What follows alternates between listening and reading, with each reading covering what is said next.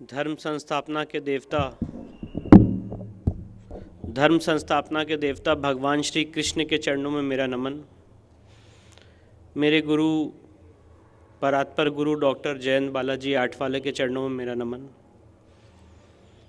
आज इस 36वीं डॉक्टर हेडगेवार व्याख्यान माला में जो आज मुझे अवसर दिया गया है यहाँ पे आके अपनी बात रखने का, इस बहुत ही महत्वपूर्ण विषय पे, मैं इसको अपने लिए एक अवसर भी मानता हूँ और अपने लिए एक गौरव भी मानता हूँ कि समिति ने मुझे इस योग्य समझा कि मैं आके यहाँ पे इन दोनों केसेस के बारे में आपके सामने अपने विचार रख सकूँ।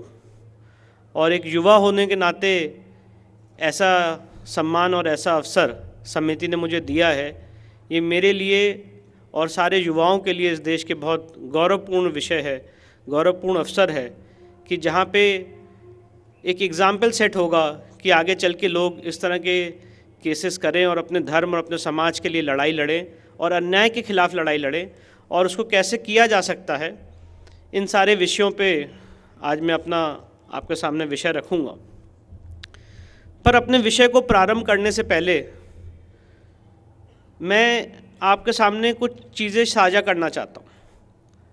आज जो आपके सामने एक ये 35 साल का युवा खड़ा है, ये आप इसको ऐसे मान के चलिए कि ये आपसे कोई एक 35 साल का युवा बात नहीं कर रहा है, एक 70 साल का एक्सपीरियंस व्यक्ति बात कर रहा है। क्योंकि जितनी भी ये लड़ाई मैं लड़ रहा हूँ या हम लोग कर रहे हैं, इन सब के पीछे मूल बिंदु, और मैं ये बात इसलिए नहीं कह रहा हूँ कि वो मेरे पिताजी हैं, इन सब के पीछे मूल बिंदु मेरे फादर, मेरे पिताजी माननीय हरिशंकर जैन साहब हैं। ये उनका कमिटमेंट है, ये उनका संघर्ष है कि आज इस तरह की तपस्या, उनकी ये तपस्या है, इस तरह की तपस्या, इस तरह का संघर्ष समाज में सामने आ पा रहा है। और जब ये लड़ाई शुरू होने वाली थी, ये सारे केसेस, एक युवा वकील के नाते राम जन्मभूमि का केस मेरे जीवन का सबसे पहला केस रहा इलाहाबाद हाई कोर्ट में 2010 में। सुप्रीम कोर्ट में जब मैं एडवोकेट ऑन रिकॉर्ड बना तो समय की एक ऐसी चक्र था कि एडवोकेट ऑन रिकॉर्ड बनने के बाद मेरा सबसे पहला वकालतनामा राम जन्मभूमि के केस में लगा। और ये मैं अपने आप को सौभाग्यशाली समझता हूँ कि भगवान राम की सेना में भगवान राम ने मुझे अवसर दिया उस लड़ाई को लड़ने का जिसका इतिहास साक्षी है। और इन सब के पीछे मेरे पिताजी का बहुत बड़ा तपस्या, बहुत बड़ी संघर्ष रही और बहुत बड़ा कमिटमेंट रहा। क्योंकि आज ये जो हम लड़ाई लड़ रहे हैं, किसी भी लड़ाई को लड़ने से पहले ज़रूरी होता है कि आपके अंदर का कमिटमेंट, आपके अंदर का क्रांतिकारी, आपके अंदर का रेवोल्यूशनरी, उसके अंदर कितनी आग है, उसके अंदर कितनी तड़पन है, उसके अंदर कितनी तड़प है अपने समाज के लिए, अपने कौम के लिए, अपने देश के लिए, अपने विषयों के लिए काम करने की। और अगर वो तड़प है तभी आप अपने केसेस में, जो ये केसेस हम लड़ रहे हैं, उसमें सच्चाई से आप लड़ सकते हैं। केसेस जीते हारे, हमारा तर्क न्यायालय माने ना माने, ये तो ईश्वर के ऊपर है। पर उस तर्क में, उस तर्क को रखने से पहले जो पर्दे के पीछे की रिसर्च है, जो पर्दे के पीछे का कमिटमेंट है, वो कैसे आया, वो मैं आपके सामने आज वो स्टोरी साझा करना चाहता था। तो 1989 में जब मेरे पिताजी को, उससे पहले उन्होंने उनका वकालत में एनरोलमेंट 1976 का है, तो उससे पहले वो एक प्रोफेशनल वकील थे और प्रोफेशनल वकील के तौर पे भी काफ़ी अच्छे उन्होंने केसेस किए और काफ़ी सक्सेसफुल रहे। पर 1989 में जब राम मंदिर का केस इलाहाबाद हाई कोर्ट की लखनऊ खंडपीठ में ट्रांसफ़र होकर आया, पहले वो फैज़ाबाद की डिस्ट्रिक्ट न्यायालय में चल रहा था, डिस्ट्रिक्ट कोर्ट में, और 1989 में जब वो केस फैज़ाबाद की कोर्ट से लखनऊ हाई कोर्ट आया, तब उनको पहली बार अपॉर्चुनिटी मिली उस केस में अपनी बात रखने की, केस को समझने की और अपना पक्ष रखने की। तो उस समय एक वकील का सबसे बड़ा टेस्ट होता है, और ये बात मैं इसलिए कहना चाहता हूँ कि एक युवा वकील होने के नाते और एक वकील समाज से आने के नाते प्रोफेशनलिज्म क्या होता है और आपका धर्म क्या है, इसके बीच में जो डिस्टिंक्शन है वो सबसे पहले 1989 में मैंने अपने पिताजी से सीखा। और ये बात अब क्योंकि फ़ैसला हो चुका है, ये बात मुझे कहने में कोई शर्म नहीं है और ये सीक्रेट बात थी पर मैं आज आपके साथ साझा करना चाहता हूँ। जब वो एक सक्सेसफुल प्रोफेशनल वकील थे, उससे पहले जब 1989 में वो राम मंदिर के केस में वकालतनामा डालना चाहते थे, तो मुस्लिम साइड से उन्हें ऑफ़र हुआ था कि आप इस केस को मुस्लिम की तरफ से वक्फ बोर्ड की तरफ से पैरवी करिए और जो भी आपका है वो सारी चीज़ें की जाएंगी। उस समय उन्होंने निर्णय लिया, उन्होंने अपने ज़मीर को नहीं बेचा और ये बात उन्होंने मुझे बताई कि विष्णु, मैं अगर चाहता तो मैं ये बात कह सकता था कि हाँ, मैं बाबरी मस्जिद के पक्ष में खड़ा हो जाता हूँ, मुझे फ़ीस भी अच्छी मिलेगी, सारी चीज़ें भी होंगी और समाज को मैं ये जस्टिफाई कर सकता हूँ, ये कह सकता हूँ कि मैं एक वकील हूँ, मेरा धर्म है जो मुझे केस मिलेगा उसके लिए खड़ा होना। पर उन्होंने कहा कि नहीं, मेरा ज़मीर गवारा नहीं किया अपने आराध्य के खिलाफ कोर्ट में केस लड़ने के लिए, मेरा ज़मीर गवारा नहीं किया। और उसके बाद उन्होंने राम मंदिर के केस में लड़ाई लड़ी, 30 साल 32 साल पूरी लीगल टीम ने मिलकर लड़ाई लड़ी, उसका एक हिस्सा वो भी थे। इसके बाद 6 दिसंबर 1992 जब बाबरी मस्जिद का विध्वंस हुआ, तथाकथित बाबरी मस्जिद का विध्वंस हुआ, उसी दिन मेरी दादी जी की उसी दिन उनका देहांत हो गया, स्वर्गवास हो गया। और मेरे पिताजी मेरे दादी जी से बहुत ज़्यादा कनेक्टेड थे, उनको हिंदुत्व, उनको समाज, देश, कौम के प्रति लड़ाई लड़ने की भावना उन्हीं से मिली थी, जैसे मुझे मेरे पिताजी से मिली। तो उनके लिए बहुत बड़ी क्षति थी। पर 13 दिन के बाद, 13वीं कंप्लीट करने के बाद, सिर मुंडाए हुए 20 दिसंबर 1992 को इलाहाबाद हाईकोर्ट की लखनऊ खंडपीठ में पहुंच गए याचिका लेके। और याचिका में क्या कहा कि भगवान राम के दर्शन करना हर हिंदू का जन्मसिद्ध अधिकार है। पहली बार ये डिबेट, ये बात उन्होंने न्यायालय के पटल पे रखी कि भगवान राम संवैधानिक पुरुष हैं, संविधान के ओरिजिनल पृष्ठों पे इंगित हैं और इसलिए भगवान राम के दर्शन नहीं रोके जा सकते। जस्टिस हरिनाथ तिलहरी की अध्यक्षता में सुनवाई हुई, स्पेशल कोर्ट बैठी, 10 दिन तक सुनवाई उन्होंने की।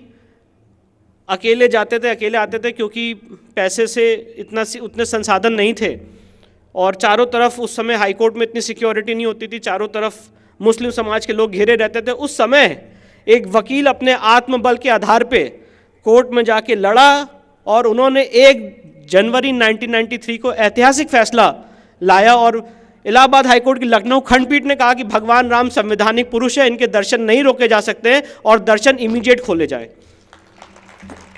वो दिन है और आज का दिन है कि राम मंदिर के दर्शन हम लोग अनवरत करते चले आ रहे हैं।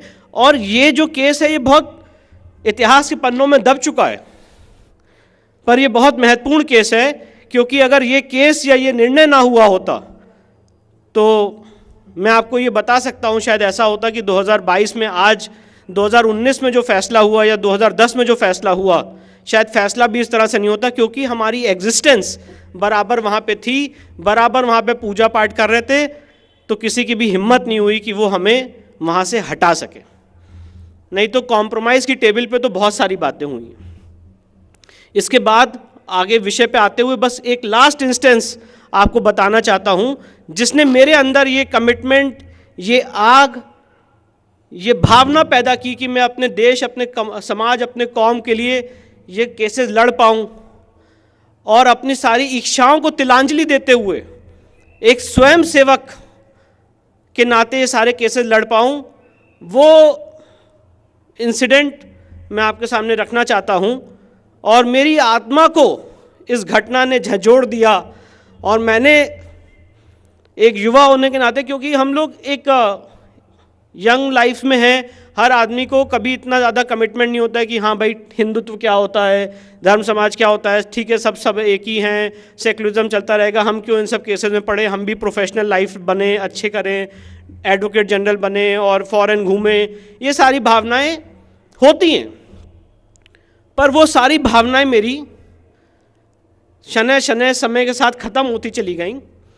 और जब 2013 में मैं दिल्ली में प्रैक्टिस कर रहा था, मेरे पिताजी को अस्थमा का अटैक पड़ा और मैं लगातार गाड़ी चला के वहाँ पहुँचा। अस्पताल में वो भर्ती थे और डॉक्टर ने कहा कि इनके बचने की कोई उम्मीद नहीं है, ये इनको वेंटिलेटर भी हमारे पास नहीं है, तो अब आप अपने समय गिन लीजिए कि कैसे बचेंगे, हमें नहीं पता। इनको पूरे बॉडी में इनको सेप्टिसीमिया है, तो ये नहीं बच सकते। उस मृत्यु शैया पे, उस डेथ बेड पे मेरे पिताजी ने मुझसे कहा, और उन्होंने कहा, विष्णु,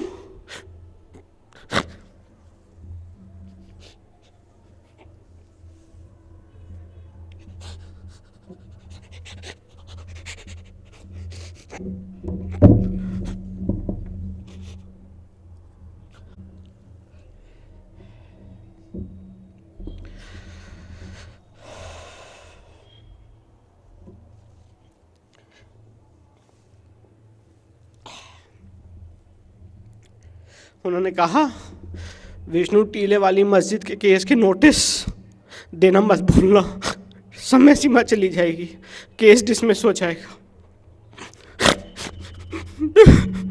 मैं टूट गया।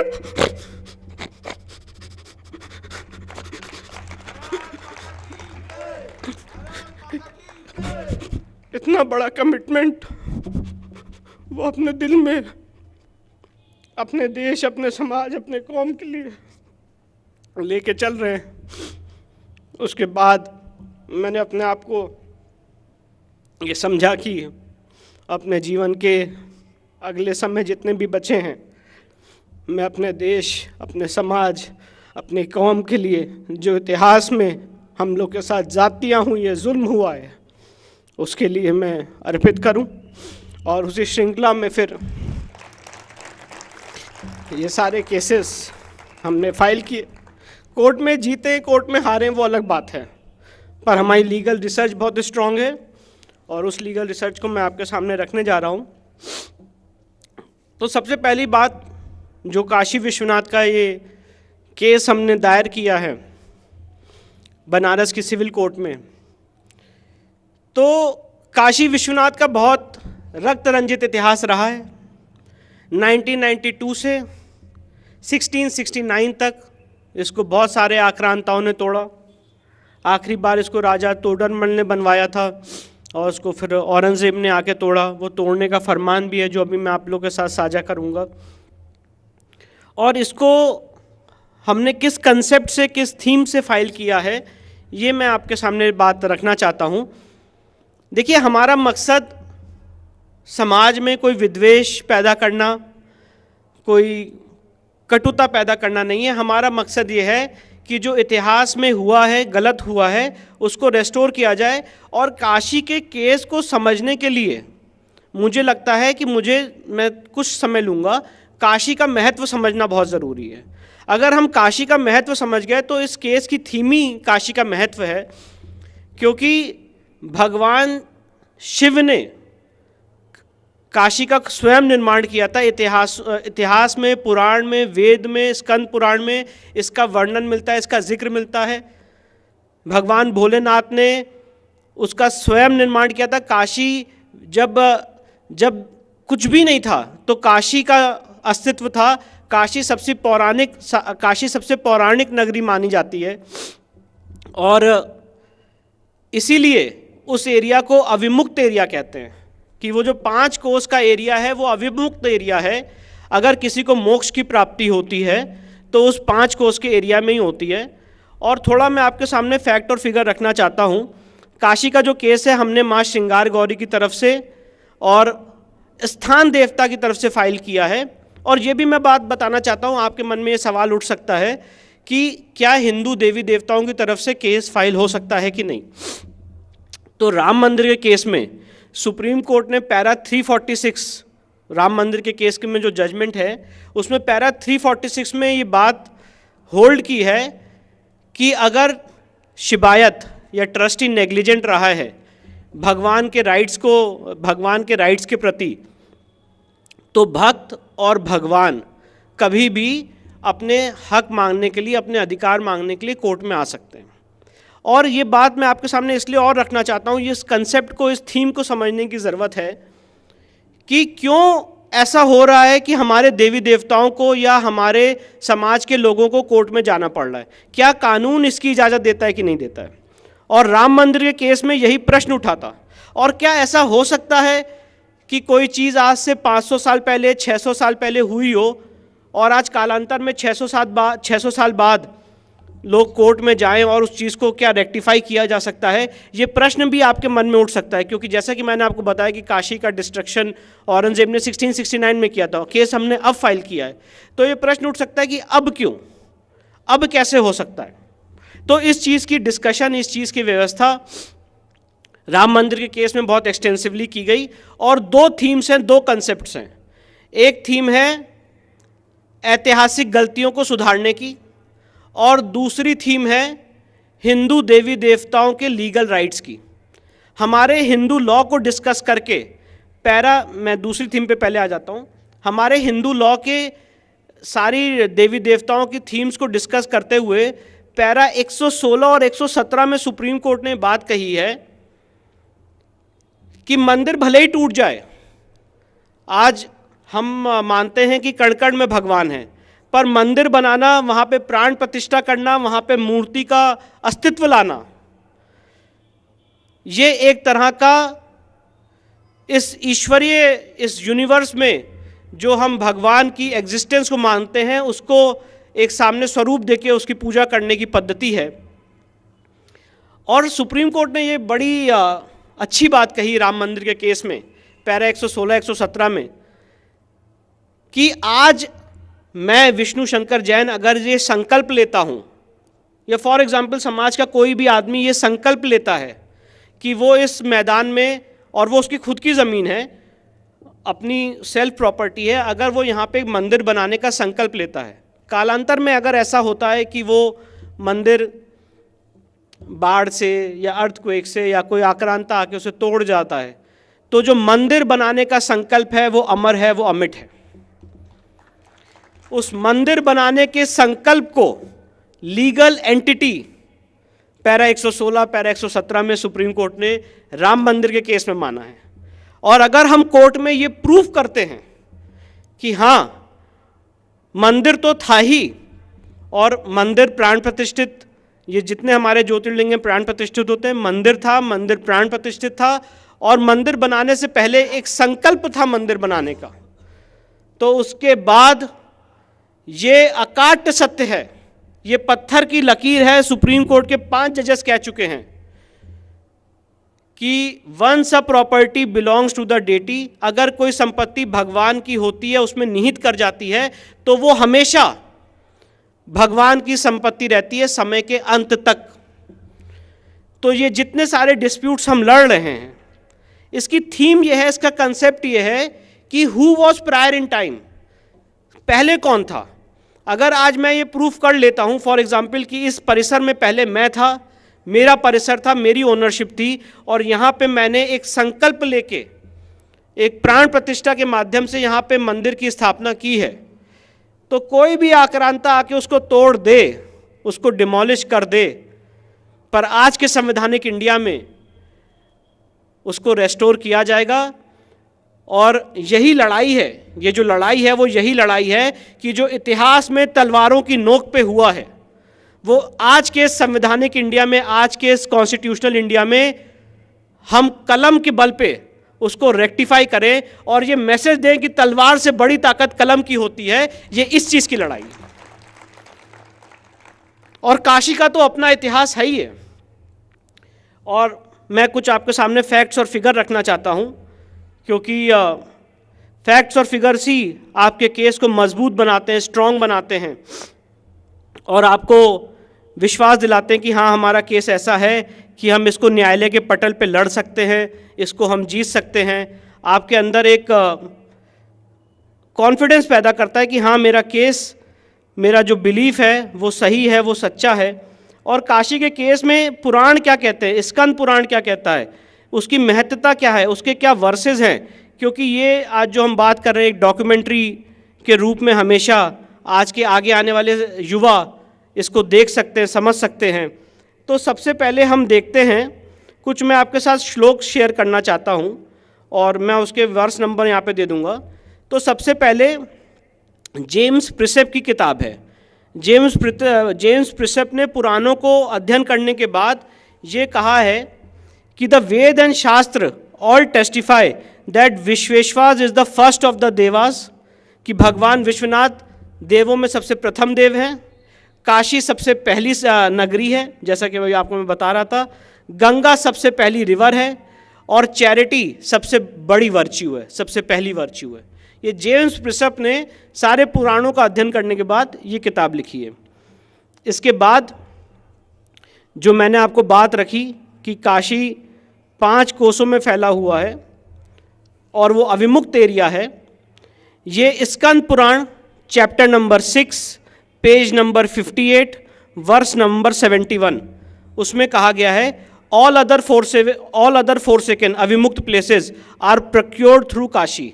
अगर किसी को जितने भी अविमुक्त एरिया हैं वो काशी से ही उसका द्वार जाता है। निर्वाणा मतलब salvation, moksha, to get rid from the nirvana is achieved only after getting Kashi. मुक्ति काशी में ही मिलती है। The benefit of nirvana is not achieved by any other means even by residing in religious place. और मुक्ति कहीं और किसी और धार्मिक स्थल पे रह के नहीं मिल सकती है, सिर्फ और सिर्फ काशी में मिल सकती है, ऐसा स्कंद पुराण का ये वर्ष कहता है। मैं ये बात यहाँ पे काशी का महत्व हमारे लिए, हमारे समाज के लिए, हमारी संस्कृति के लिए क्या है, ये उस परसेप्शन से आपको समझाने के लिए ये वर्सेस आपके सामने रख रहा हूँ। इसके बाद स्कंद पुराण का चैप्टर नंबर 7 पेज नंबर 250 वर्ष नंबर 131 क्या कहता है, Avimukta area is in the circle of 5 kos. Avimukta area 5 कोस में है। At this place there is Vishweshwar Shivling which is Jyotirling. और इस अविमुक्त क्षेत्र में एक शिवलिंग है जो कि ज्योतिर्लिंग है। और मैं यहाँ पे ये बात भी बताना चाहता हूँ कि आज जो हम काशी का मौजूदा स्वरूप देख रहे हैं और जो दर्शन कर रहे हैं वो सिर्फ और सिर्फ सांकेतिक शिवलिंग है, जो माननीय अहिल्याबाई होलकर जी ने 1700 की 17वीं शताब्दी में बनवाया था। पर जो ओरिजिनल ज्योतिर्लिंग है, जो ओरिजिनल विश्वेश्वर का ज्योतिर्लिंग है, वो आज भी कैद है। और उसी के लिए, उसी की मुक्ति के लिए ये लड़ाई है। और कितना रक्त रंजित इतिहास है, अभी आप इसमें आगे देखेंगे। इसके बाद स्कंद पुराण का मैं उसमें ज़्यादा टाइम नहीं ज़ाया करूँगा। स्कंद पुराण का चैप्टर नंबर 16 है, पेज नंबर 242 वर्ष नंबर 25, जो माँ गौरी की और वहाँ पे जो माँ अन्नपूर्णा है और वहाँ पे जो शिवलिंग है उसकी महत्ता बताता है। इसके बाद स्कंद पुराण का चैप्टर नंबर 99 पेज नंबर 923 वर्ष नंबर 9, उसमें काशी की 5 कोस और उसका जो वर्चस्व है 5 कोस का, उसके बारे में बताया गया है। काशी रहस्य का चैप्टर नंबर 2 पेज नंबर 23 वर्ष नंबर 107 भी भगवान विष्णु ने जो काशी के बारे में कहा है और जो उसकी महत्ता बताई है वो हमने यहाँ पे अपने सूट में लगाया है। और ये वर्ष और ये सारी चीज़ें उसके बारे में हैं। इसके बाद शिव महापुराण का चैप्टर 22 और 23 पेज नंबर 590 काशी और भगवान शिव और आदि विश्वेश्वर की ज्योतिर्लिंग के बारे में क्या महत्ता बताता है वो हमने लगाया है। ये सारी रिसर्च हमने की है काशी के केस को फाइल करने से पहले कि आपका वहाँ पे केस फाइल करने का महत्व क्या है, क्या रिलीजियस बिलीफ है, हमें अपना बिलीफ भी कोर्ट में प्रूफ करना पड़ेगा। तो इन सारे परसेप्शन से ये सारे वर्सेस हमने लगाए। बहुत सारे वर्सेस हैं, मैंने उदाहरण के तौर पे यहाँ पे आपको कुछ वर्सेस पढ़ के सुनाए। अब मैं आपको औरंगजेब का वो फरमान पढ़ के सुनाना चाहता हूँ और ये जो फरमान मैं आपको आज पढ़ के सुना रहा हूँ ये जॉन डॉसन और जेम्स प्रिसेप की किताब है हिस्ट्री ऑफ इंडिया। उसमें ये फरमान पर्शियन से इंग्लिश में इसका अनुवाद किया गया है। जदुना सरकार ने भी इसका अनुवाद किया है और बहुत ईजिली अवेलेबल है। और ये फरमान क्या कहता है ये मैं आपके सामने साझा करना चाहता हूँ। 18 अप्रैल 1669 का फरमान है और ये क्या कहता है, और मैं इसका अनुवाद भी करूँगा, पर जो इंग्लिश में भावना है वो आप समझेंगे तो उस बात को कम्युनिकेशन में थोड़ी आसानी होगी, इसलिए माफ़ी करिएगा, मैं उसको इंग्लिश में पढ़ रहा हूँ पर मैं उसका अनुवाद भी बताता हूँ।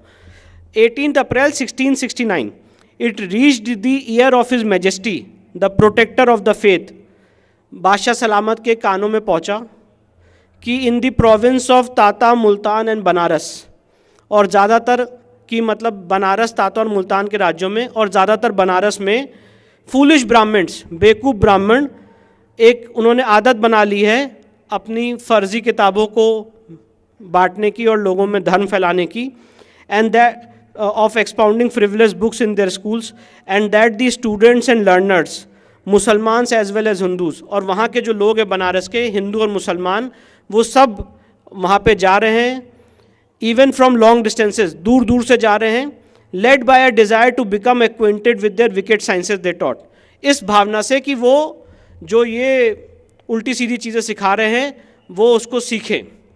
The director of the faith consequently issued orders to all the governors of the province to infidels.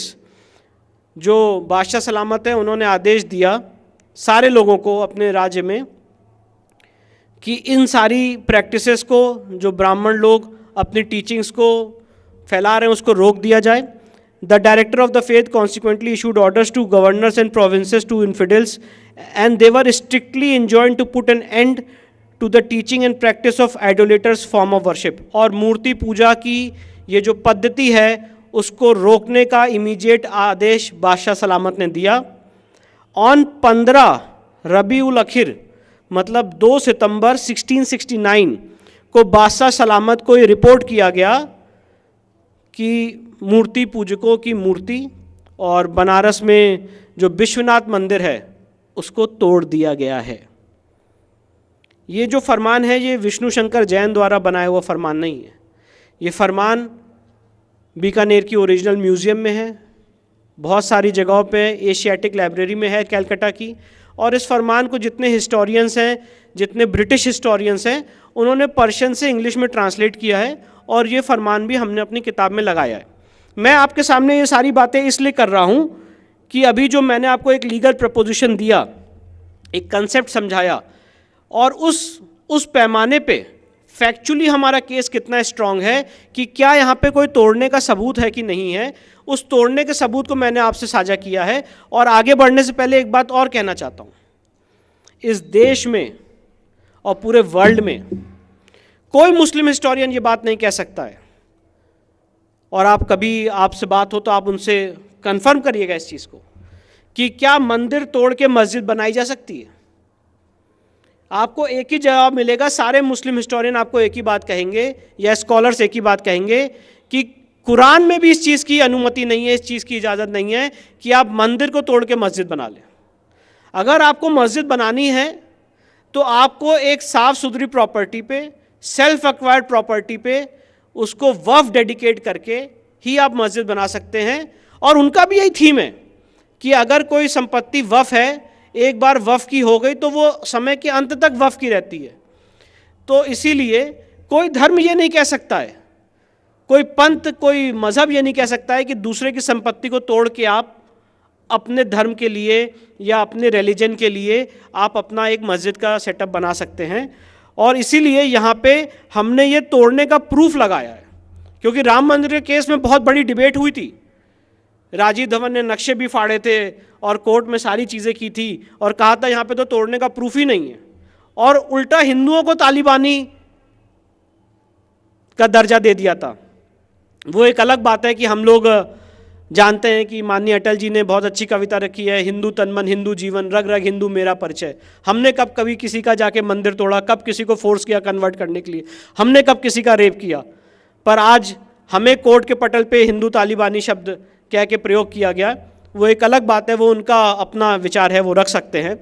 पर मैं आपको ये बताना चाहता हूँ कि काशी के केस में और मथुरा के केस में भी अभी जैसा मैं आपके सामने रखूँगा, डायरेक्ट प्रमाण है, फरमान है इसको तोड़ने का. और इसके बाद तोड़ने के बाद की घटना और निर्मम है, जो मुझे लगता है जब मैं ये केस की रिसर्च कर रहा था उसने मेरी आत्मा को झंझोड़ दिया कि तोड़ने के बाद भी हमारे समाज ने कैसे रिएक्ट किया. एक हमारे धर्म, हमारे आस्था, हमारे केंद्र को जब तोड़ दिया जाता है, उसके बाद इस सहिष्णु समाज ने, हमारे लोगों ने, हमारे पुरखों ने इतने बड़े अत्याचार को कैसे झेला, ये सबसे बड़ा ये चीज़ देखने वाली है। और इसीलिए मैं कहता हूं कि सनातन कभी ख़त्म नहीं हो सकता, चाहे कुछ भी हो जाए। हमने इतने आक्रमण झेले हैं, इतनी त्रासदी झेली है, पर सनातन को कभी कोई क्यों नहीं ख़त्म कर पाया? उसका कारण यही है कि हमने कभी किसी के ऊपर या कभी किसी को ये नहीं माना कि हमारा सोचना या हमारा बिलीफ आपके बिलीफ से सर्वोच्च है। और प्रॉब्लम और टसल की और डिस्प्यूट की जड़ी यही है, जब एक वर्ग, एक समाज ये सोचे कि उनकी जो पद्धति है, पूजा पद्धति, वही सर्वोच्च है, और उसको अगर दूसरे समाज के ऊपर थोपने की कोशिश करे तो वहाँ पे डिस्प्यूट खड़ा होता है। और इसीलिए धर्म और रिलीजन की परिभाषा अलग अलग है। अगर आप ऑक्सफोर्ड डिक्शनरी उठा के देखेंगे तो धर्म की परिभाषा अलग है और रिलीजन की परिभाषा अलग है। जिसका आने का पता हो और जिसका जाने का पता हो वो रिलीजन है, जिसका आने का पता नहीं है और जिसका जाने का पता नहीं है वो धर्म है। और इस पे क्या कोई कभी बता सकता है कि भगवान शिव ने कब आए, कैसे आए, क्या ह्यूमन फॉर्म में आए, क्या भगवान विष्णु कैसे आए या भगवान ब्रह्मा कैसे आए? वो तो शाश्वत हैं, किसी को पता ही नहीं है कि वो उनकी उत्पत्ति कब हुई। तो ये सबसे बड़ा थीम है, ये सबसे बड़ा कंसेप्ट है धर्म का। और ये बात जो मैंने आपके सामने रखी तोड़ने की और हिंदू समाज के बारे में, ये पांडुरंग वमन काणे, पीवी काणे ने अपनी किताब धर्मशास्त्र में जो 7 वॉल्यूम में लिखी गई है, उन्होंने भी ये सारी बातें लिखी हैं। अब इसके बाद मैं आगे आता हूँ कि मंदिर को तोड़ने के बाद काशी विश्वनाथ के, उसके बाद हमारे समाज ने कैसे रिएक्ट किया। तो डॉक्टर A.S. अल्टेकर हैं, इन्होंने एक बड़ी निर्मम और बड़ी इम्पॉर्टेंट घटना लिखी है। उन्होंने कहा मंदिर तोड़ने के बाद भी हिंदू समाज के लोग उस काशी विश्वनाथ के प्लिंथ पे जाके पूजा करते रहे और ये मानते रहे कि यहीं पे हमारे भगवान हैं। मंदिर टूट जाने के बाद भी, विध्वंस हो जाने के बाद भी हिंदू समाज ने कभी उस जगह को छोड़ा नहीं। दूर से मस्जिद की चौखट से कैसे भी झांक के ये मानते रहे कि उस कुएं में आपने शायद हमारा शिवलिंग फेंक दिया है, और उस जगह पे अपनी आस्था बना के रखी। और उसके बाद ये बात जो मैं आपके सामने रख रहा हूँ, ये जेम्स प्रिसेप ने अपनी किताब में लिखी है, और डॉक्टर A.S. अल्टेकर ने अपनी किताब में लिखी है। ये प्रोफेसर थे, हेड ऑफ डिपार्टमेंट थे एंशिएंट हिस्ट्री और कल्चर के बनारस हिंदू यूनिवर्सिटी के। और इसके बाद जो सबसे इम्पॉर्टेंट घटना है, 1809 में वर्णन ये मिलता है इतिहास में कि हिंदुओं ने काशी को वापस कैप्चर कर लिया।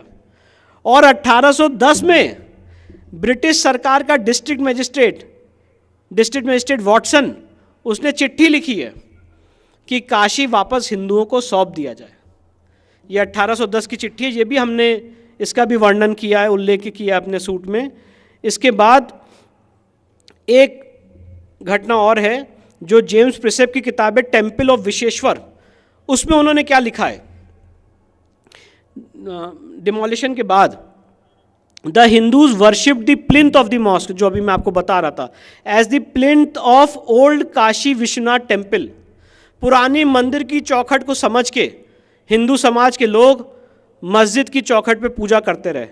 M.A. Tshering 1868 wrote that extensive remains of temple destroyed by Aurangzeb were still visible। M.A. Tshering ने लिखा है कि बहुत बड़ा मंदिर का स्ट्रक्चर और टूटा हुआ स्ट्रक्चर आज भी वहाँ पे विजिबल है उस तथाकथित मस्जिद में। A large portion of the western wall of the mask, और मस्जिद की वेस्टर्न साइड पे। He mentioned that the remnant structure also had Jain and Buddhist elements beside the Hindu ones। तो यहाँ पे ये एक वर्णन मिलता है। अब इसके बाद मैं एक आपके सामने काशी के केस में ही एक बहुत इंपॉर्टेंट बात रखना चाहता हूँ, उसके बाद मैं मथुरा के केस में बढ़ूँगा। सिविल सूट नंबर 62, ये 1936 में दीन मोहम्मद ने फाइल किया काशी के केस को लेके, और ये कहा कि ये पूरी जो जगह है ये वक्फ संपत्ति है। और वक्फ संपत्ति का भी क्या कॉन्सेप्ट है वो भी मैं आपके सामने कुछ देर में रखूँगा। उन्होंने कहा कि ये पूरी जगह जो है ये वक्फ संपत्ति है। और दीन मोहम्मद ने जो मुकदमा फाइल किया उसमें बड़ी मज़ेदार बात है, उसमें हिंदू समाज के किसी भी आदमी को पार्टी नहीं बनाया, उसमें सिर्फ और सिर्फ दीन मोहम्मद और ब्रिटिश सरकार आमने सामने थी। जबकि केस हिंदुओं के खिलाफ है तो हिंदू समाज के जो प्रोमिनेंट संगठन है या ऑर्गेनाइजेशन है, आपको उनको पार्टी बनाना चाहिए था, पर आपने उनको पार्टी नहीं बनाया, आपने ब्रिटिश सरकार को पार्टी बनाया। और ब्रिटिश सरकार ने इस केस में जो अपना जवाब दाखिल किया है वो बड़ा मज़ेदार है। ब्रिटिश सरकार ने कहा, और वो WS भी हमने ब्रिटिश सरकार का लगाया अपने केस में, पूरी रिसर्च करके हमने बात सारे ऐतिहासिक डॉक्यूमेंट्स को, पुराणों को, वेदों को खगोलते हुए हमने केस की तैयारी की है। और ब्रिटिश सरकार ने कहा इस केस में दीन मोहम्मद के कि ये कभी वफ़ थी नहीं, यहाँ पे बहुत बड़ा एक टेम्पल स्ट्रक्चर है और यहाँ पे पीपल का पेड़ है, यहाँ पे सारे हिंदू देवी देवताओं के चिन्ह हैं, इसलिए ये कभी भी मस्जिद नहीं हो सकती। ये ब्रिटिश सरकार का जवाब है दीन मोहम्मद के केस में। तो हमारा कहना ये है कि आपने हमको पार्टी तो नहीं बनाया, तो ये केस की जो फाइंडिंग्स हैं कम से कम आपके ऊपर तो बाइंडिंग है, और मुस्लिम समाज के लोगों के ऊपर तो बाइंडिंग है। और ये केस जब वो इसके बाद 15 गवाहों की गवाही की ब्रिटिश सरकार ने, 15 हिंदुओं की, जिन्होंने गवाही में एक्सटेंसिव रूप से ये कहा कि वहाँ पे उनकी सदियों से आस्था चली आ रही है, वहाँ पे हिंदू मंदिर के चिन्ह हैं, और मौके की क्या पोजीशन में वो भी आपके सामने रखूँगा थोड़ी देर में। और ये सारी गवाही 15 गवाहों ने दी, और 15 गवाहों की गवाही के बाद वो केस डिसमिस किया दीन मोहम्मद का बनारस की सिविल कोर्ट ने। उसके अगेंस्ट वो इलाहाबाद हाई कोर्ट गए, और हाई कोर्ट में भी उनकी फर्स्ट अपील डिसमिस की गई। और वो जो फर्स्ट अपील डिसमिस की है, मैं यहाँ पे आपको नोट करा देता हूँ रिकॉर्ड के लिए, 1942 SCC online Allahabad page number 56 में जो दीन मोहम्मद हारे हैं इलाहाबाद हाई कोर्ट से, जजमेंट भी वहाँ मेंशन्ड है, कोई भी इसको ईजिली नेट पे अवेलेबल है, पढ़ सकता है। तो सवाल ये है कि जब ब्रिटिश सरकार कह रही है कि वहाँ पे एक्सटेंसिव रिसर्च, मैं ये सारी बातें इसलिए रख रहा हूँ क्योंकि आज उसका मैं आपके सामने प्रारूप रखना चाहता हूँ। आज ये सवाल उठ रहा है प्लेसेस ऑफ वर्शिप एक्ट और वफ एक्ट कि आप तो उस पर केस ही नहीं कर सकते हैं। उस बैकग्राउंड में ये सारी बातें आपको रख रहा हूँ। तो ये जब दीन मोहम्मद हार गए, इसके बाद एक बड़ा इंपॉर्टेंट डेवलपमेंट हुआ काशी के केस में। 1983 काशी विश्वनाथ एक्ट बना है, और उसका सेक्शन 4 बड़ा मज़ेदार है। काशी विश्वनाथ एक्ट का सेक्शन 4, और ये मैं आपके सामने काशी विश्वनाथ एक्ट का सेक्शन 4 रखना चाहता हूँ। और काशी विश्वनाथ एक्ट का जो सेक्शन 4 है वो क्या कहता है इस प्रॉपर्टी के बारे में, मैं ये बताना चाहता हूँ। और ये यूपी लेजिस्लेचर का, यूपी सरकार 1983 में ये कानून लाई थी, और इसकी वैलिडिटी सुप्रीम कोर्ट तक चैलेंज हुई थी, और सुप्रीम कोर्ट ने इस एक्ट को अपहोल्ड किया था। और ये सारा मैं प्रारूप क्यों रख रहा हूँ, मैं ये भी आपके सामने रखूँगा। ये सेक्शन 4 काशी विश्वनाथ एक्ट 1983 का क्या कहता है। टेम्पल मीन्स मंदिर, मतलब temple means the temple of Adi Vishweshwar, ये मंदिर नहीं जो ओरिजिनल ज्योतिर्लिंग था, popularly known as Shri Kashi Vishwanath temple, situated in the city of Varanasi, which is used as a place of public religious worship and dedicated to or for the benefit or used as the right by Hindus as a place of public religious worship of the Jyotirling, and includes, और इस definition में क्या क्या जोड़ा गया है, उन्होंने कहा मंदिर मतलब वही ओरिजिनल मंदिर जो भगवान विश्वनाथ का था, और इंक्लूड सबऑर्डिनेट टेम्पल्स, श्राइन्स जो छोटे छोटे देवी देवताओं की श्राइन्स हैं, आस्थान जो मैंने आपको बताया, आस्थान मतलब जो 5 कोस का एक अविमुक्त क्षेत्र है, डेटीज हिंदू देवी देवता, मंडप, वेल जो आज ज्ञानकूप है, जो आज तथाकथित मस्जिद में कहा जाता है। तो ये यूपी सरकार का एक्ट 1983 का सेक्शन 4 ये कह रहा है कि मंदिर मतलब वो पूरा परिसर मंदिर का परिसर है, और इसको सुप्रीम कोर्ट ने अपहोल्ड किया है। तो अब मैं ये सारी बातें आपके सामने इसलिए रख रहा था कि आज की डेट में काशी की क्या स्थिति है। आज की डेट में काशी की स्थिति ये है कि नरसिम्हा राव की गवर्नमेंट, हम सब जानते हैं, प्लेसेस ऑफ वर्शिप एक्ट लेके आई 1991 में, और उसमें ये व्यवस्था बनाई गई कि 15 अगस्त 1947 को जिस धार्मिक स्थल की जो यथास्थिति थी वो वैसे ही रहेगी, और उसको रेस्टोर करने के लिए आप न्यायालय में कोई भी मुकदमा दायर नहीं कर सकते। ये प्लेसेस ऑफ वर्शिप एक्ट का सेक्शन 4 सब क्लॉज 3 कहता है। ये अलग विषय है कि हमने इसकी कॉन्स्टिट्यूशनल वैलिडिटी को चैलेंज कर रखा है, सुप्रीम कोर्ट ने उसमें नोटिस जारी कर रखा है, वो अलग बात है। पर जब हमारे संगठन ने हमारे सीनियर्स ने ये केस बनारस की सिविल कोर्ट में डाला तो एक मुस्लिम साइड से ऑब्जेक्शन आया, और ऑब्जेक्शन ये आया कि साहब आप तो ये केस चला ही नहीं सकते हैं क्योंकि प्लेसेस ऑफ वर्शिप एक्ट से बार्ड है, और राम मंदिर को सिर्फ एग्जेप्शन दिया गया था और इसीलिए आप ये केस नहीं चला सकते हैं। तो उसका मेरे पास जवाब है। उसका जवाब ये है कि प्लेसेस ऑफ वर्शिप एक्ट लोग अधूरा पढ़ते हैं। Places of worship act section 4 sub clause 3 में एक शब्द यूज है रिलीजियस कैरेक्टर। मैं ये थीम को समझाना चाहता हूँ। अगर आज मैं किसी एयरपोर्ट पे जाके नमाज पढ़ लूँ तो क्या वो एयरपोर्ट मस्जिद हो जाएगा? या अगर आज मैं कोई एयरपोर्ट पे जाके पूजा कर लूँ तो क्या वो जगह मंदिर हो जाएगी? या फॉर एग्जाम्पल अगर आज मैं किसी मस्जिद में जाके मूर्ति रख के पूजा कर लूँ तो क्या मस्जिद का स्वरूप बदल जाएगा? या फॉर एग्जाम्पल अगर कोई मुसलमान भाई एक हिंदू मंदिर में आके नमाज पढ़ ले तो क्या मंदिर का स्वरूप खत्म हो जाएगा? आपको एक ही जवाब मिलेगा, नहीं। जो जिस जगह पे जिसका अस्तित्व था वो वैसे ही रहेगा। और इसीलिए इस बात का ख्याल प्लेसेस ऑफ वर्शिप एक्ट ने रखा है। Places of worship act section 4(3) ये कहता है कि जो जिस जगह का रिलीजियस कैरेक्टर था 15 अगस्त 1947 को वो वैसे ही रहेगा। और इसीलिए मैंने आपके सामने ये दीन मोहम्मद का जजमेंट और काशी विश्वनाथ एक्ट का सेक्शन 4 और ये सारी हिस्ट्री बताई।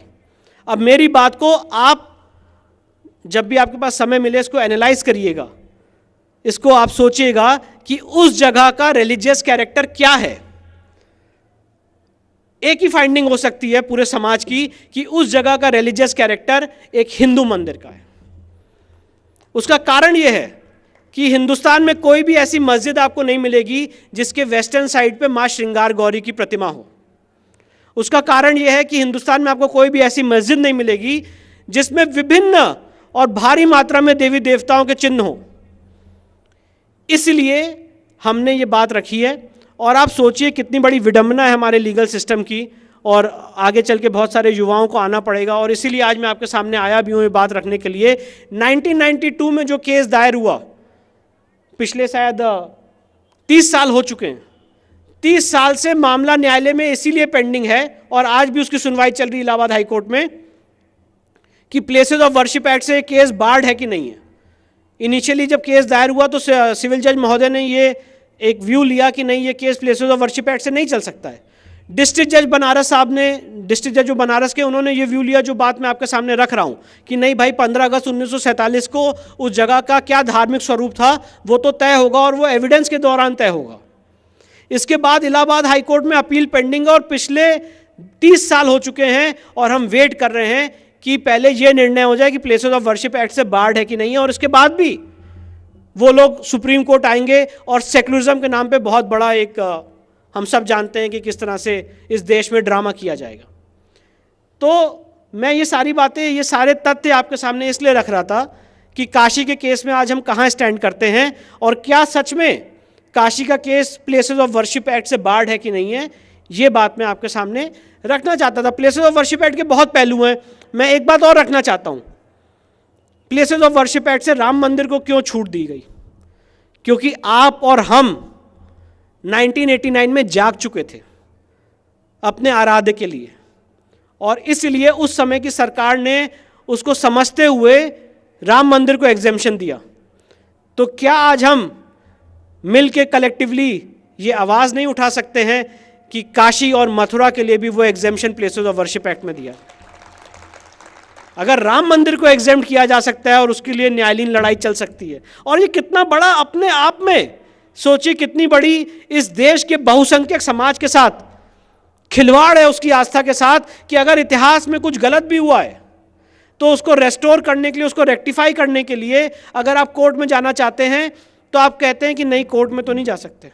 तो कहाँ जा सकते? कैसे डिसाइड होगा? अगर कोई विवाद है तो डिसाइड कैसे होगा? क्या पार्लियामेंट डिसाइड करेगी? अगर पार्लियामेंट आज दोनों सदनों में अध्यादेश लाके इसको पारित कर दे तो आप कहोगे लोकतंत्र का मर्डर हो गया। और अगर कोर्ट में जाना चाहता है हिंदू समाज तो आप कहोगे नहीं, कोर्ट में नहीं जा सकते। और इसके अलहदा वक्फ एक्ट में आपने अपने लिए सारी व्यवस्था बना रखी है। आप किसी भी संपत्ति को वक्फ संपत्ति घोषित कर सकते हो। Let me tell you sir, Taj Mahal को विष्णु शंकर जैन ने तो बाद में क्लेम किया है, वक्फ बोर्ड ने 2005 में क्लेम करके उसको वक्फ संपत्ति घोषित कर दिया। इस समय archaeological survey of India appeal में है सुप्रीम कोर्ट में। और सुप्रीम कोर्ट उनसे वक्फ बोर्ड से पूछ रही कि बताइए भैया शाहजहां का वक्फ डीड कहाँ है, कब वक्फ किया था, वो ज़रा डॉक्यूमेंट दिखाइए। आज तक दिखा नहीं पा रहे, केस में कोर्ट में रोज़ एडजमेंट मांग रहे हैं। तो सवाल ये है कि आप देखिए कि कांग्रेस की सरकारों ने दो कानून, और आज जो मेरा विषय है ये यही है, काशी और मथुरा इतिहास और कानून के दर्पण में। तो जो दो कानून इस समाज में सबसे पहले हम सबके सामने आ रहे हैं, और देखिए कितनी बड़ी इस देश के सेक्युलरिज्म की मजाक है कि आपने ये कह दिया कि हिंदू समाज के लोग राम मंदिर के अलावा किसी और फैसले के लिए आवाज़ नहीं उठा सकते, कोर्ट भी नहीं जा सकते। और दूसरी तरफ वक्फ एक्ट 1995 बना के उनको सारी व्यवस्था दे दी कि वो किसी भी संपत्ति को वक्फ संपत्ति घोषित कर सकते हैं, और घोषित करने के बाद अगर कोई उस आदमी उस घोषणा से एग्रीव्ड है तो वो वक्फ ट्राइब्यूनल जाए जहाँ पे उन्हीं के लोग बैठे होंगे, उसके बाद हाई कोर्ट जाए, उसके बाद सुप्रीम कोर्ट जाए।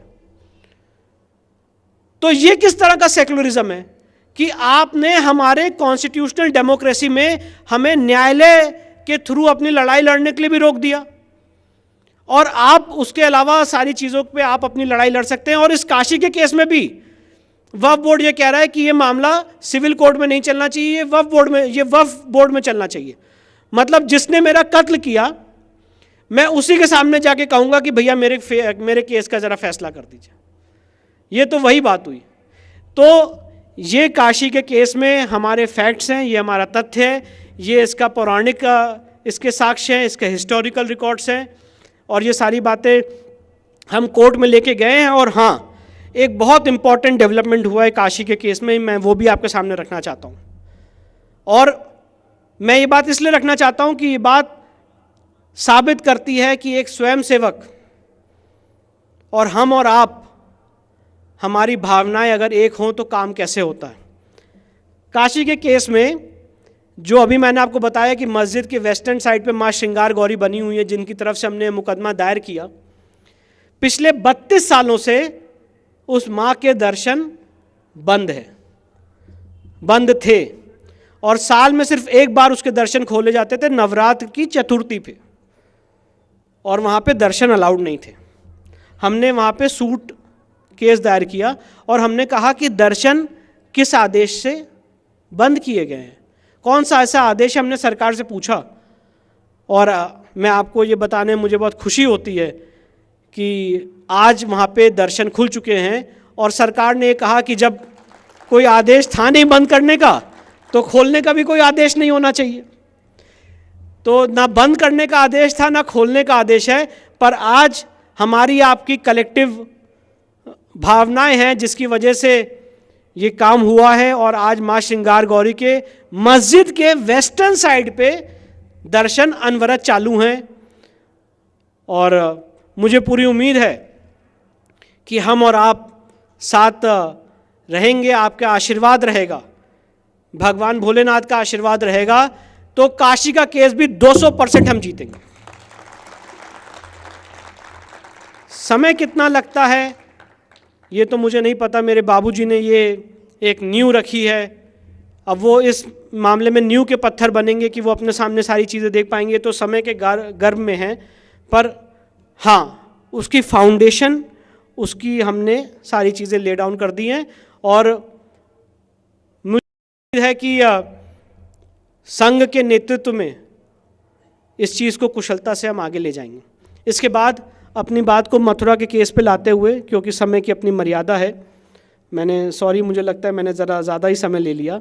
मथुरा के केस में ऐसा ही रक्त रंजित इतिहास श्री कृष्ण जन्मभूमि का भी है, और 1618 से पहले भी 1712 के बाद जब मोहम्मद बिन कासिम का यहाँ पहला आक्रमण हुआ था सन 1712 में, उसके बाद मथुरा के मंदिर को बहुत बार तोड़ा गया, इसका इतिहास में वर्णन मिलता है। पर आखिरी बार मथुरा के मंदिर को राजा बीर सिंह बुंदेला ने 1618 में बनवाया था 33 लाख रुपए की कॉस्ट से, और इसको औरंगजेब ने, जैसे मैंने आपको फरमान पढ़ के सुनाया काशी के केस में, ऐसे ही औरंगजेब ने फरमान मथुरा के केस में भी जारी किया है, और वो फरमान भी जदुनाथ सरकार ने इसको ट्रांसलेट किया पर्शियन से हिस्ट्री में, और वो क्या कहता है वो भी मैं आपको यहाँ पे पढ़ के सुना देता हूँ, और उसके बाद अपनी बात एक काशी और मथुरा के संदर्भ में आपको, मथुरा के संदर्भ में आपको शॉर्ट में बताता हूँ। सबसे इंपॉर्टेंट बात है इस फरमान क्या कहता है, during this month of Ramzan 1080 January February 1670 the emperor the reviver of the faith of the prophet issued orders for demolition of Dehura of Keshav Rai in Mathura. बादशाह सलामत ने आदेश दिया कि मथुरा में जो केशव राय की मंदिर है उसको तोड़ दो। इन अ शॉर्ट टाइम, बहुत ही कम समय में इस मूर्ति पूजकों की भव्य इमारत और मजबूत इमारत को तोड़ दिया गया। दी आइडल्स, बड़ी और छोटी मूर्तियाँ आगरा की बेगम शाही मस्जिद की सीढ़ियों में लाके दबा दी गई कि जब वो नमाज पढ़ने जाए वो उस पर कुचलते हुए जाए। ये फरमान मेरा ड्राफ्टेड नहीं है, ये इतिहास में इसका वर्णन मिलता है और इसको हमने अपने केस के साथ फाइल किया है। और मैं ये भी नहीं कह रहा हूँ यहाँ पे आपके सामने कि जो मैं कह रहा हूँ वही सच है, ये मैं नहीं कह रहा हूँ। और इसीलिए हम कोर्ट गए हैं कि कोर्ट में ये सारे तथ्य एग्जामिन हो जाए। कोई भी मुस्लिम समाज का आदमी आना चाहता है तो वो आके अपनी बात रखे कोर्ट में और कहे कि नहीं, विष्णु शंकर जैन, हरिशंकर जैन झूठ बोल रहे हैं, गलत बोल रहे हैं, और फरमान ये नहीं है या ऐसा नहीं है। जितनी बातें कोर्ट में कहें और कोर्ट इस पर अपना निर्णय दे, और जो निर्णय देगी उस फैसले को हम मानेंगे। राम मंदिर के केस में भी हमने माना है और इन सारे केसेस में भी मानेंगे।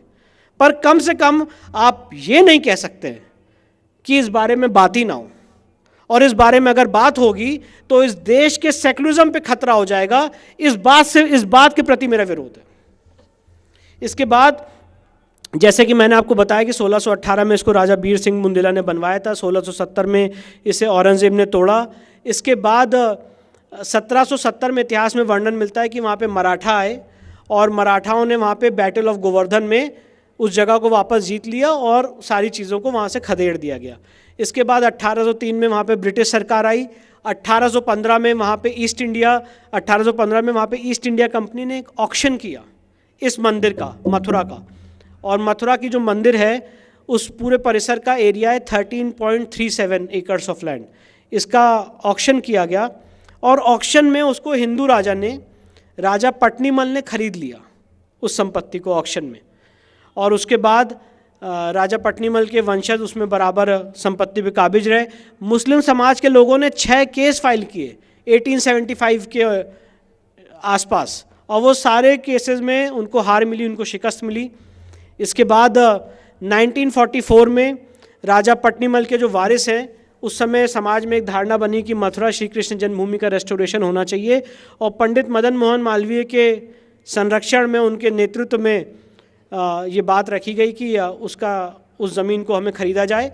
और उस समय राजा पट्नीमल के जो वंशज थे उनके ऊपर 13,400 रुपये का कर्ज था, और इसीलिए 13,400 रुपये निर्धारित किया गया इस संपत्ति का मूल्य, जब राजा पट्नीमल के वंशजों ने ये संपत्ति पंडित मदन मोहन मालवीय जी को और उनके ट्रस्ट को दी, और उसका पेमेंट सेठ जुगल किशोर बिरला ने किया। इसके बाद 1951 में श्री कृष्ण जन्मभूमि का ट्रस्ट का निर्माण हुआ।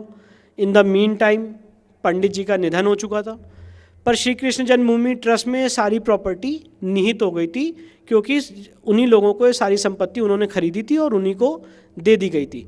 और उस समय समाज में, देश में बात चल रही थी कि हम समाज से लोहा लेके, कलेक्शन करके वहाँ पे एक भव्य श्री कृष्ण जन्मभूमि का मंदिर बनाएंगे।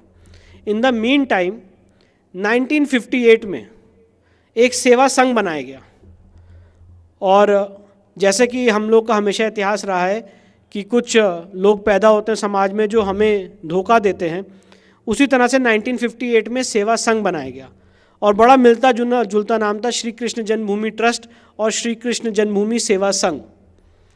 और उस सेवा संघ ने, अब देखिए कैसे धोखा होता है हम लोगों के साथ, और ये मैं आपके सामने रखना चाहता हूँ आज, और उसी से आज मथुरा का केस भी क्लियर हो जाएगा, और यही उसका शब्द सत्य है। 1951 में ट्रस्ट बना, सारी प्रॉपर्टी ट्रस्ट को मिल गई, और 1958 में एक मिलती जुलती संगठन बनाया गया, सेवा संघ। सेवा संघ ने एक मुकदमा दायर किया 1964 में, और ये कहा कि इसमें मुस्लिम समाज के कुछ लोग आ रहे हैं, हमारी प्रॉपर्टी से इंटरफेयर कर रहे हैं। और 12 अक्टूबर 1968 को सेवा संघ ने मुस्लिम समाज के लोगों से कॉम्प्रोमाइज़ कर लिया और कहा कि ठीक है, जहाँ तक आप इस प्रॉपर्टी में आ चुके हैं आप रहिए, जहाँ तक हम हैं वहाँ पे हम रहें। तो हम लोग जब इस केस की तैयारी कर रहे थे तो इस तिलिस्म को नहीं समझ पा रहे थे, इसको समझ ही नहीं पा रहे थे कि सेवा संघ क्या है और ट्रस्ट क्या है। कोई समझाने वाला भी नहीं था, पर ईश्वर ने खुद ज्ञान दिया, भगवान ने आशीर्वाद दिया, और उन पेपरों को, उन कागज़ों को पढ़ते पढ़ते पढ़ते पढ़ते समझ में आया कि ये संपत्ति तो ट्रस्ट की है। और ये सेवा संघ में द्वारका प्रसाद मिश्रा जो मध्य प्रदेश के चीफ मिनिस्टर रहे हैं, अनंत शय्यम अयंगार जो कांग्रेस के दिग्गज लीडर रहे हैं, और भी बहुत लोग जो कांग्रेस पार्टी से ताल्लुक़ रखते हैं, उन्होंने ये एक फर्जी दावा, दीवानी दावा दायर करके उस प्रॉपर्टी में कॉम्प्रोमाइज़ कर लिया, और आज वहाँ पे हमारे सामने ये समस्या खड़ी हो गई है, और इसको अब हमें रेक्टिफाई करने के लिए एक लंबी लीगल लड़ाई लड़नी पड़ेगी। अब वो लीगल लड़ाई लंबी ना हो, ये तो ईश्वर जानेगा, भगवान जानेगा, हमारे आपके आशीर्वाद रहेंगे तो हम उसको जल्दी जीतेंगे। पर एक समस्या उत्पन्न कर दी आपने हमारे सामने, और आज हम कोर्ट में जब हमने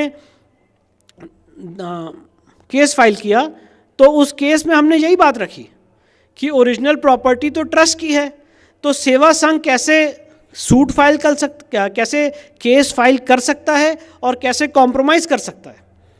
और इसके अलावा भी अगर मैं आपके सामने बात बहुत दावे से कहना चाहता हूं कि जो राम मंदिर के केस में ग्राउंड पेनिट्रेशन रेडार के ज़रिए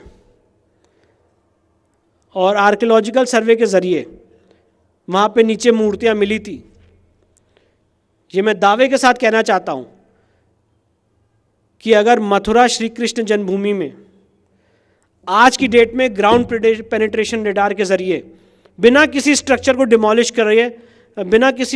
डिमोलिश करे अगर वहाँ का सर्वे करा लिया जाए तो भगवान कंस का कारागार वहीं मिलेगा।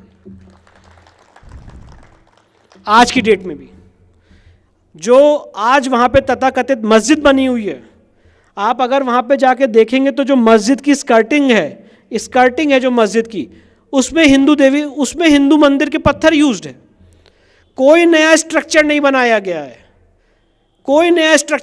गया है, उसी तथाकथित मस्जिद को तोड़ के वहाँ पे इस तथाकथित मंदिर को तोड़ के वहाँ पे इस मस्जिद का निर्माण किया गया है। और इसीलिए मैंने अभी आपको अपनी बात की शुरुआत में राम मंदिर के फैसले का हवाला दिया था कि अगर आप एक मंदिर को तोड़ के मस्जिद का निर्माण करते हो तो प्लेसेस ऑफ वर्शिप एक्ट आपके संरक्षण में कभी नहीं आ सकता है, क्योंकि उस प्लेस का रिलीजियस स्वरूप हमेशा हमेशा हिंदू मंदिर का रहेगा। अगर वक्फ कानून ये कहता है कि अगर एक बार संपत्ति अल्लाह की हो गई तो वो हमेशा तक अल्लाह की रहेगी, तो उसी तरह से हिंदू कानून भी यही कहता है कि अगर एक बार कोई संपत्ति भगवान की हो गई तो वो हमेशा भगवान की रहेगी। तो इसीलिए हमें कोर्ट में यही स्टैब्लिश करना है कि who was prior in time. हो जाए कार्बन डेटिंग कृष्ण जन्मभूमि की और पता चल जाएगा कि ये जो आपने पत्थर लगाए हैं कितने पुराने हैं। हो जाए carbon dating, ground penetration radar, archaeological सर्वे से काशी के केस का।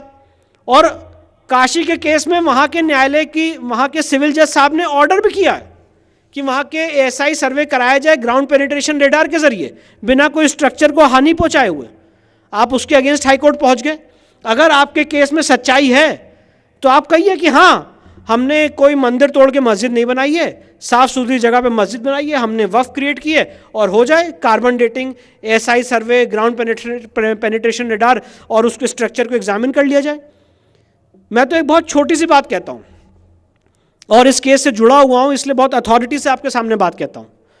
ये मेरे पिताजी की तपस्या थी कि अभी रिसेंट हमें काशी के केस में एक और बहुत बड़ी सक्सेस मिली है, और मुझे ऐसा लगता है कि वो एएसआई सर्वेक्षण से बड़ी सक्सेस है। कोर्ट ने काशी के केस में हमने एक अर्जी लगाई कि काशी का जो पूरा मस्जिद का परिसर है उसकी वीडियोग्राफी करा ली जाए। जैसे राम मंदिर के केस में विध्वंस से पहले वीडियोग्राफी कराई गई थी, और वो वीडियोग्राफी राम मंदिर के केस में जब फाइनल डिसीजन हुआ था उस समय प्ले भी की गई थी। वहाँ पे वरा देवी देवताओं की मूर्तियाँ थी, हनुमान जी की मूर्तियाँ थी, जो किसी मस्जिद में नहीं हो सकती हैं। इसी तरह से काशी में करा ली जाए। आपको मैं ये बताना चाहता हूँ, आपके साथ साझा करना चाहता हूँ, काशी के केस में आज भी वहाँ पे उस तथाकथित मस्जिद में एक तहखाना है, और उस तहखाने में भारी मात्रा में हिंदू देवी देवताओं के चिन्ह हैं और उस तहखाने की चाबी डिस्ट्रिक्ट मजिस्ट्रेट के साथ डिस्ट्रिक्ट मजिस्ट्रेट साहब के पास है। तो हमने न्यायालय में अर्जी लगाई। हमने न्यायालय में अर्जी ये लगाई है कि काशी विश्वनाथ के केस की वीडियोग्राफी करा ली जाए।